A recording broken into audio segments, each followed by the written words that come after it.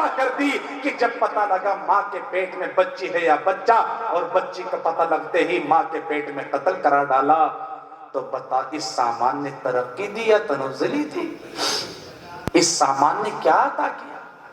ایک بات آپ مجھے بتاؤ، اگر میں کسی سے ہندو سے پوچھوں بتا رام کرشن کا زمانہ بہتر تھا یا یہ زمانہ بہتر ہے، میں کسی عیسائی سے پوچھوں بتا یسوع مسیح کا زمانہ بہتر تھا یا یہ زمانہ بہتر ہے، مسلمانوں میں آپ سے پوچھوں بتا محمد الرسول اللہ صلی اللہ علیہ وسلم کا زمانہ بہتر تھا یا یہ زمانہ بہتر ہے؟ تینوں قومیں ایک ساتھ ہو کر کہیں گے، ہندو کہیں گے رام کرشن کا زمانہ بہتر تھا، عیسائی کہیں گے یسوع مسیح کا زمانہ بہتر تھا، مسلمان کہیں گے محمد الرسول اللہ صلی اللہ علیہ وسلم کا زمانہ بہتر تھا۔ میں تینوں کو کھڑا کرو اور پوچھو وہ زمانہ کیوں بہتر تھا؟ اس زمانے میں تو نہ بایولوجی تھی، نہ ٹیکنالوجی تھی، نہ فزکس تھا، نہ ایگریکلچر تھا، نہ مائک تھے، نہ ہیلی کاپٹر تھے، نہ ہوائی جہاز تھے، نہ موٹر سائیکلیں تھی، نہ کاریں تھی، نہ ہیلی، کچھ بھی نہیں تھا۔ وہ زمانہ کیوں اچھا ہے؟ یقین مانو آپ ہی میں سے ایک شخص کھڑا ہوگا اور کہے گا قاری مہتاب اس زمانے میں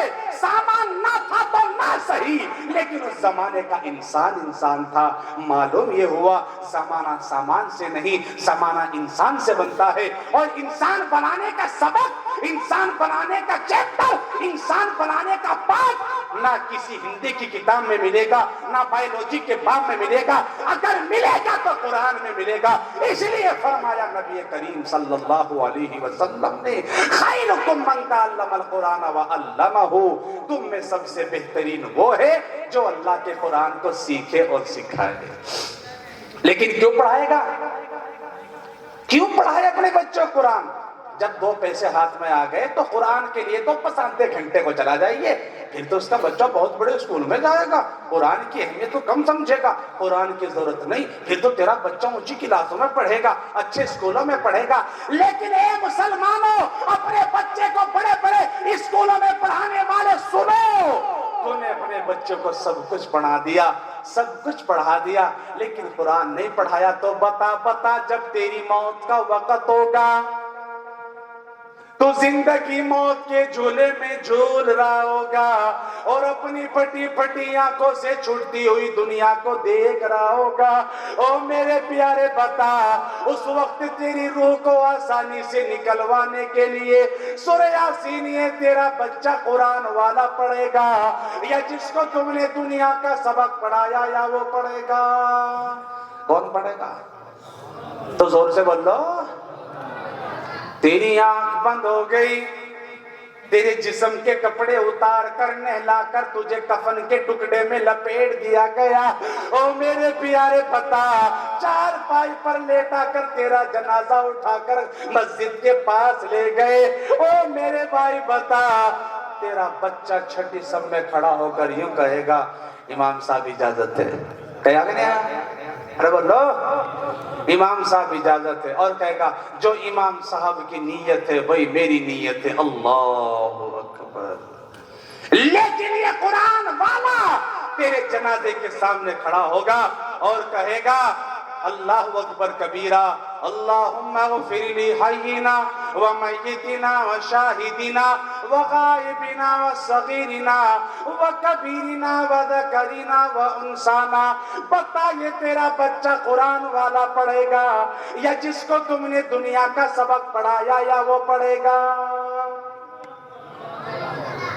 تیری جنازے کی نماز ہو گئی، تیرا جنازہ اٹھا کر قبرستان میں لے گئے، جب میت کو چارپائی سے قبر میں اتارتے ہیں اور اس دوران بسم اللہ والا ملتی رسول اللہ پڑھتے ہیں، تو بتا یہ تیرا بچہ قرآن والا پڑھے گا یا جس کو تم نے دنیا کا سبق پڑھایا یا وہ پڑھے گا؟ تجھے قبر میں اتار دیا گیا، آگے بھی مٹی پیچھے بھی مٹی، دائیں بھی مٹی بائیں بھی مٹی، چاروں طرف مٹی مٹی۔ کسی نے کہا ارے آجا تیرا باپ قبر میں اتر گیا، یہ وہ تیرا باپ ہے، خود نہیں کھاتا تجھے کھلاتا تھا، یہ وہ تیرا باپ ہے، کپڑے خود نہیں بناتا تجھے بنا کے دیا کرتا تھا، یہ وہ تیرا باپ ہے، تو بیمار ہو جاتا تجھے ڈاکٹر کو دکھایا کرتا تھا، یہ وہ تیرا باپ ہے، اگر تیرے چہرے پہ شکن آ جاتا تیری پریشانی کو سمجھ کر پریشان ہو جایا کرتا تھا. یہ وہ تیرا باپ ہے رکشہ چلاتا لیکن تیری خواہش کو پوری کیا کرتا تھا. وہ تیرا باپ قبر میں اتر گیا, آجا اپنے باپ کی قبر پر مٹی ڈال. آپ نے تو اس کو اسکول پڑھایا, بہت اچھے ہیوی اسکول میں انٹر ایم اے بی اے کرایا, تم نے قرآن سے جوڑا کب تھا؟ قرآن کو تو بہت ہلکا سمجھا تھا, قرآن والوں کو بہت ہلکا سمجھا تھا. خدا کی قسم بنا کچھ پڑھے تیری قبر پر مٹی ڈال کر 3 موجرے بھر کے مٹی کے تیری قبر پہ پھینک کر اور 17 مرتبہ ہاتھ جھاڑ کر اور پینٹ کی جیب میں ڈال کر ایک طرف جا کر کھڑا ہو جائے گا. لیکن یہ قرآن والا تیری قبر کے پاس جائے گا اور میرا ابا کا جنازہ قبر میں اتر گیا, میرا ابا قبر میں اتر گیا اور پڑھے گا منہا خلقناکم وفیہا نعیدکم ومنہا نخرجکم تارۃ اخری. بتا بتا یہ تیرا بچہ قرآن والا پڑھے گا یا جس کو تم نے دنیا کا سبق پڑھایا یا وہ پڑھے گا؟ پیچھے والے تو بس میرا منہ دیکھ رہے بیٹھے ہوئے. کون پڑھے گا؟ شروع سے آخر تک اگر تیرے کوئی کام آ سکے گا تو قرآن والا آ سکے گا. اس لیے فرمایا نبی کریم صلی اللہ علیہ وسلم نے خیرکم من تعلم القرآن وعلمہ, تم میں سب سے بہترین وہ ہے جو اللہ کے کلام کو سیکھے اور دوسروں کو سکھائے. سمجھ میں آ رہی کہ نہیں؟ ارے پیچھے سے بول لو, آ رہی کہ نہیں آ رہی؟ یہ تو نہیں کہ تم نیند لے رہے ہو بیٹھے بیٹھے یہاں. اللہ کے کلام, اللہ اچھا کلام پاک کیا ضرورت ہے؟ آپ کو پتا ہے کلام پاک سے محبت کرنے پر کیا ملتا ہے؟ بتا دو. اللہ تعالیٰ کیا عطا کرتا ہے؟ جب آدمی مر جاتا ہے قبر میں اتر جاتا ہے اور اگر قرآن پاک سے وہ محبت کرنے والا ہوتا ہے, خدا کی قسم قرآن, اللہ کے نبی نے فرمایا, حدیث پاک ہے اللہ کے نبی کی, کہ قرآن اس کے ساتھ قبر میں جاتا ہے اور جب لوگ دفنا کے واپس آ جاتے ہیں قرآن پوری قبر میں روشنی پھیلا دیتا ہے اور مردہ کہتا بھائی تو کون ہے؟ میرے دوست, احباب, رشتہ دار, ماں باپ, گاؤں والے, پڑوس والے مجھے تو مٹی کا پیمند بنا کے چلے گئے.